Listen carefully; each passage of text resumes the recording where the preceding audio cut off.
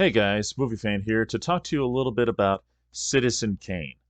Now, this is a movie that's a very long, drawn-out drama that paved the way for movies to come because, there was a lot of great things that Orson Wells did, like transition scenes and, storytelling, plot, and of course, directing as well. However, most people don't seem to acknowledge one key thing. This movie mastered the art of camera work and lighting, particularly in one scene. And that's what we're going to talk about today. Now, this may not seem important to you, but when you watch movies like I do, you pick up on these things and you say, why don't they do this anymore? Why is it always got to be done this way or that way? Why can't it be done like this? It won't make any sense until I show you. So I'll show you exactly what it is I'm talking about. What we're gonna watch here is a scene from the movie where he fires one of his employees because he was passed out drunk on his desk. Now, we'll watch it first, and then I'll point out the significance of this scene right here.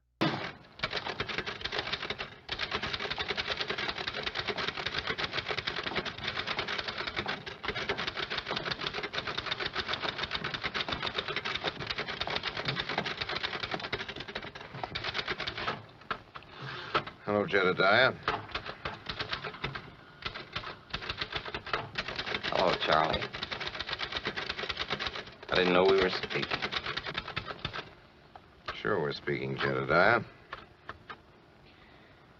You're fired. Now that we saw it, I'll explain the importance. The importance is the camera focus and the lighting. That is definitely essential in this picture right here. Because if you look at Orson Wells in the front, and if you look at the man leaning on the railing, he too is crystal clear. And as for the man in the back, he is very clear. Now, of course, he's not 100% clear because he is partially covered with shadow, but you can make his outline out perfectly.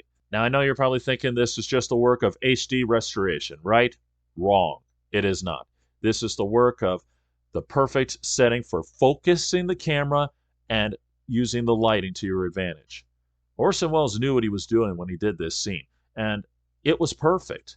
And what bugs me the most is they don't do this anymore. In fact, this is the first, last, and only time I've ever seen this.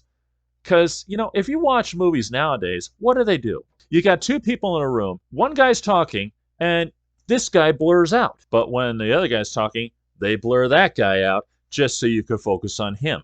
And that's just it. It forces you to focus on the person. And that's not right because, one, it is insulting. It's practically saying, you're too stupid to know who you should be paying attention to. So we're going to force you to do it. That is exactly what it's saying.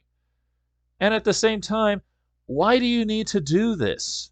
It's one thing to go back and forth with the camera when you're talking to two people facing each other. That's different. But to blur people out when literally they're about this far apart, it's not right at all. It's just wrong.